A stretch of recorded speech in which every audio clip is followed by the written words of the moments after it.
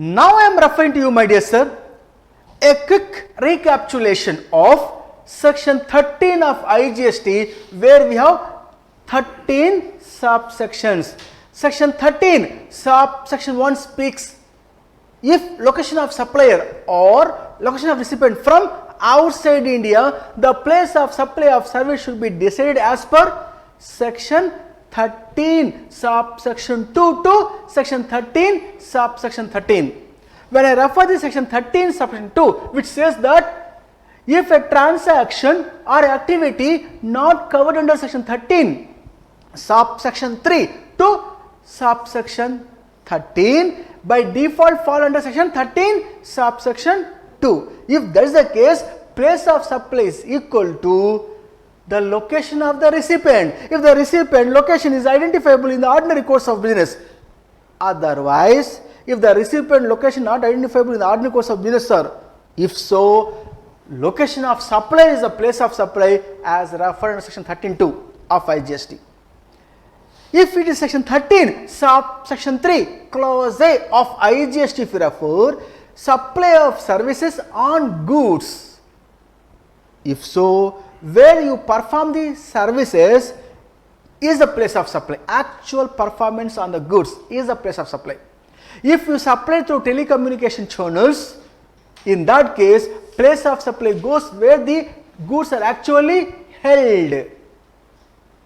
Section 13 subsection 3 clause B, service provided to an individual, where the individual has been presented in front of you to have a supply of services, or a person represented on behalf of the recipient to get the services from a supplier of service. In that case, place of supply is equal to where the performance actually performed, like cosmetic, like the photography services, coffee, internet coffee services, or it may be, you can say, the product services, as the case may be. Is clear, my dear sir? Further, section 13 subsection 4 of IGST says service in relation to an immovable property.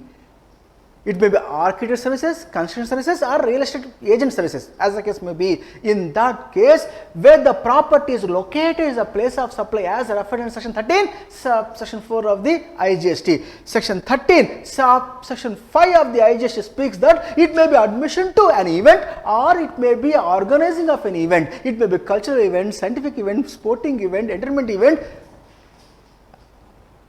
or any other event. In that case, place of supply is equal to where the event actually held. Is clear, sir? Section 13 subsection 6 speaks if it may be 13(3), it may be 13(4), 13(5), partly in taxable territories, which includes partly in various places, which includes taxable territory, maybe outside India also. In that case, each taxable territory or UT will be treated as place of supply. If section 13 subsection 3 or 4 or 5 of IGST, more than one UT or state, but all are in the same taxable territory, in that case, section 13(7) speaks place of supply is equal to each UT or each state is the place of supply. So, exact difference between section 13 subsection 6 and 7 is section 13 subsection 6 speaks place of supply more than one state or UT, which may be outside India also. Section 13(7) speaks that more than one UT or state supply rendered services, but not outside India.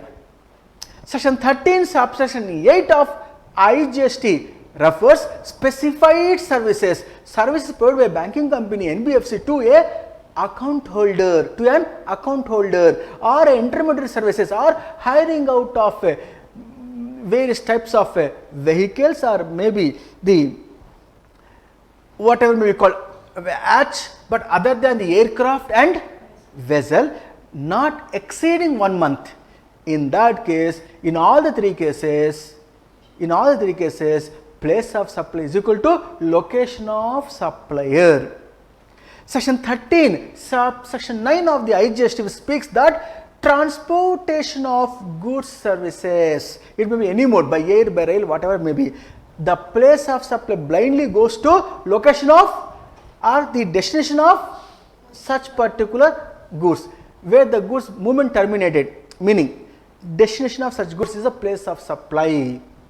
Section 13, subsection 9. Is it clear, my dear sir? Section 13, subsection 10, which talks about transportation of passenger services, maybe any mode, by rail, by vessel, by road, or by through sea, as the case may be.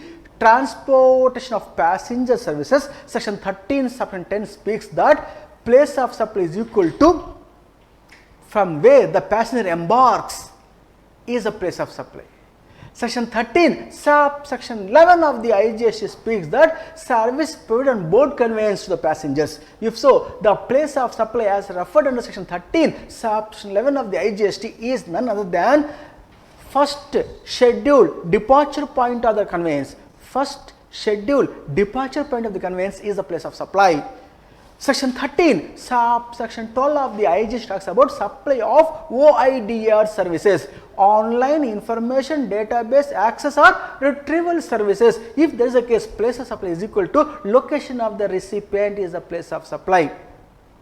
Section 13, subsection 13 of the IGST talks about power to notify circumstances, or in the case where to avoid double taxation, identify the place of supply, or to levy the non-taxation cases to decide the place of supply. The supreme power is with the government of India. Parliament has to decide what is the place of supply in case of non-taxation or in case of double taxation, as the case may be. This is what, my dear sir, in nutshell to speak section 13 of IGST, where location of supplier or location of recipient from outside India. Got the clarity, my dear sir? Any difficulty in the given case?